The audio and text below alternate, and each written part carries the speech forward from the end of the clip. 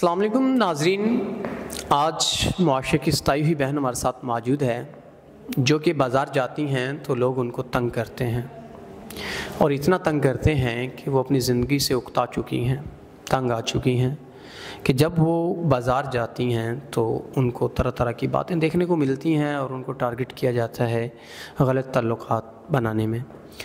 तो ये बच्चों को पढ़ा के अपना गुजारा कर रही हैं, इनके आगे पीछे कोई नहीं है खुदा की ज़ात के अलावा। तो ये जस्ट बच्चों को तालीम दे के अपने घर में अपनी चार दीवारी में रह के उनका सहारा बन रही हैं। तो लेकिन मुआशरे के जो लोग हैं वो नेगेटिव थिंक जो रखते हैं वो इनको गलत टारगेट करते हैं। तो आइए बाकी हकीकत जो भी है इनसे जान लेते हैं। अस्सलाम वालेकुम। वालेकुम अस्सलाम। अच्छा, मुझे ये बताएं, जो आपने मैं बताया कि आप एक घर में अकेली रहती हैं तो ज़ाहिर सी बड़े मामलात हैं आपके। जी।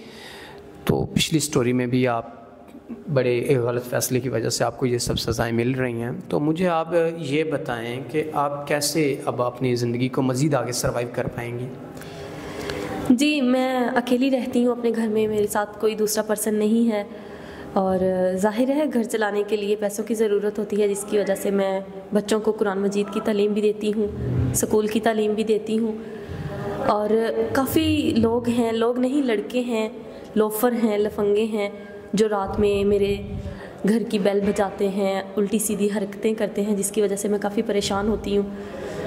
कई दफ़ा सोचा है कि उनकी कंप्लेन करूँ, मगर लोग समझते हैं कि शायद उनको मैं ख़ुद अपनी तरफ गाफिल करती हूँ।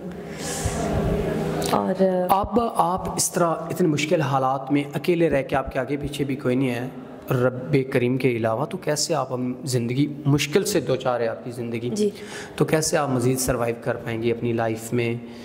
अब इन जो लोफर लफंगे हैं उनको फ़र्स्ट ऑफ़ ऑल तो उनको सोचना चाहिए कि अगर ये किसी की इज़्ज़त है तो हमारे घर भी जो इज़्ज़तें हैं वो हमारी इज़्ज़तें हैं। उनको ये जो किसी की बहन है या किसी की बेटी है उन्हें समझना चाहिए हमारी बहन बेटी है। ऐसे गलत मामलात नहीं करने चाहिए और ना तंग करना चाहिए अकेली औरत को देख के। तो अब आप क्या समझती हैं? मैंने अब एक फ़ैसला किया है कि अकेले नहीं रह सकती मैं। कोई भी लड़की इस माशरे में अकेली नहीं रह सकती। या तो उसे लोग तंग करते हैं या फिर ये माशरे के जो गलीज़ किस्म की सोच रखने वाले लड़के हैं जो समझते नहीं कि ये लड़की है, हमारे घर में भी बहनें हैं, कोई उनको ख्याल नहीं होता। तो मैंने अब फ़ैसला किया है कि मैं कोई अच्छा सा अपने लिए पर्सन देखूं जो मुझे इन दरिंदों से बचा सके, मेरी हिफाजत कर सके। तो मैं आपका यानी कि मुहाफ़िज़ बन सके। जी, मेरा मुहाफ़िज़ बन सके।